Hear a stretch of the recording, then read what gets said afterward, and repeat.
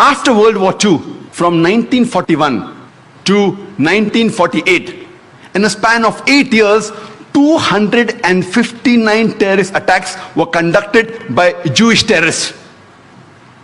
By many organizations, Ignun, Stern Gang, Haganah, and we know of the famous bombing of King David Hotel, which took place on the 22nd of July 1946. They were conducted by Ignun under the leadership of Naik, in which 91 innocent people were killed, out of which 28 were British, 41 were Arabs, 17 Jews and 5 others.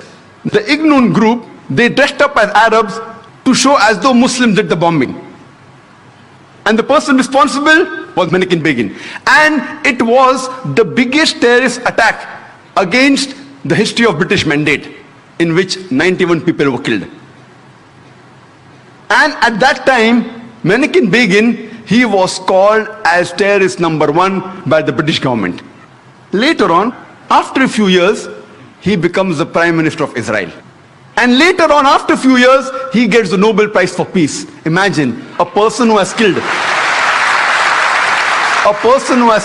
hundreds and thousands of innocent human beings becomes the Prime Minister of Israel and later on gets the Nobel Prize for Peace. And most of the groups that were fighting, like Stern Gang, Ignun, Haganah, all of these Jewish groups and the leaders like Yitzhak Rabin, Naik, Ariel Sharon, later on became prime ministers and high-holding ranks in the state of Israel. And all of them, they were fighting for a Jewish state. If you see the world map, before 1945, Israel did not exist. Israel didn't exist. These Jewish groups, they were called as terrorists by the Britishers. They fought for a Jewish state. Later on, with power, they grabbed the land and they kicked the Palestinians out. And now these same people are calling the same Palestinians who are fighting for a more just cause, for getting the land back. And they are labeled today as terrorists by the Israelis. Imagine, Hitler incinerated 6 million Jews. He kicks the Jewish community out. Why should they come to Palestine? The Palestinians, they welcome the cousins with open hands. If they should take a land, they should go back to Germany. They should go back to Europe. Imagine the Palestinians, they welcome the cousins. Imagine, suppose a visitor comes to your house. Being a stranger, you welcome him in your house.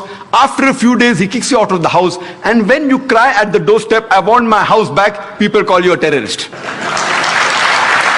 This is exactly what has happened today. The Palestinians, they are called as terrorists for what? They only want their land back.